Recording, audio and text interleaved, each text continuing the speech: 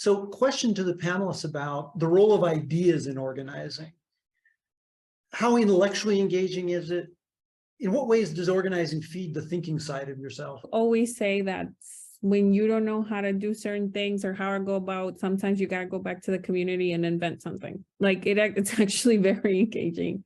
If there's not a training program, then we will make it. It's like part of what you have to do all the time is be creative organizing. You learn the basics, you learn the one-to-ones, you learn propositions, you learn self-interest, you learn how to run campaigns. But in reality, organizing, you're dealing with people, and people sometimes are unpredictable, right?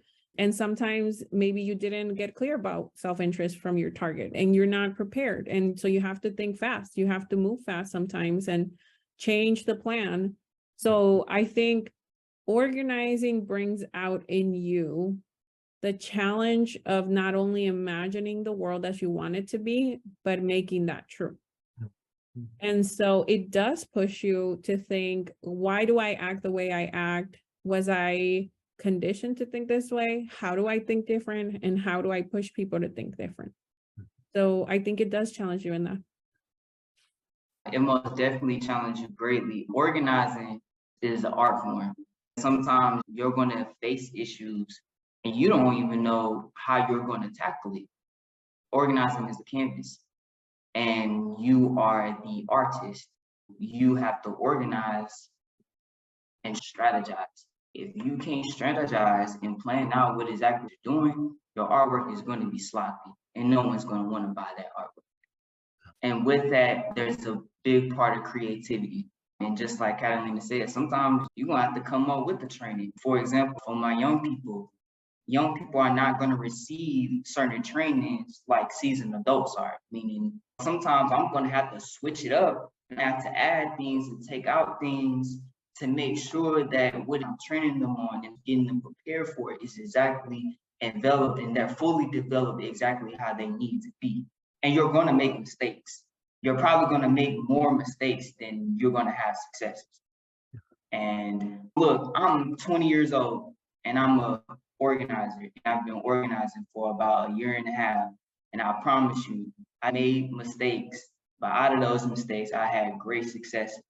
So no matter what it is, you're going to fail. So organizing is about trial and error. You're going to miss a campaign, but hey, sometimes that fundraising event might go right. That campaign might be a success, but you ain't turn on enough people how you're supposed to. And also another thing is self-reflection. Are you able to face yourself on a day-to-day basis? Are you able to hold yourself accountable and the people that you work with when they fall short on what they do? And if you have those leaders that necessarily hold you accountable as well.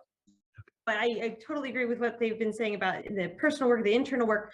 But in my work, one of the great things is about learning about fields that I would never otherwise know about because of the issue campaign. So for example, through our deep listening process that we did over the first half of last year, transportation gaps in rural transit were a huge problem people were facing. We said, well, what do we do about it, right? What does transportation look like in rural areas? And we got to talk with people from around the country, grassroots organizations, experts in the field. We got to go tour other transit agencies and just unlocking the door to see a whole new world that I wouldn't otherwise have gotten to see. I would add that sometimes what people think about organizing is complaining when something is not right.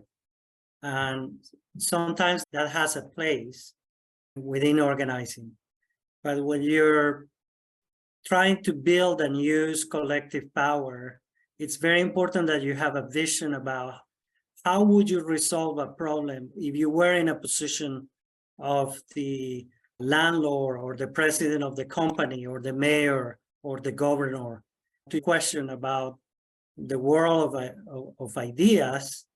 It is very important to use your imagination and the ego of the leaders of the organization to create a compelling vision of what is possible so that you can organize in that direction and propose something, propose a solution to the problem. That comes with the responsibility of having power. So as an organizer, you learn about access to healthcare and how hospitals are funded and why what is their obligation and what are the rules in the schools about serving different populations, and what are the rules of housing in your own state.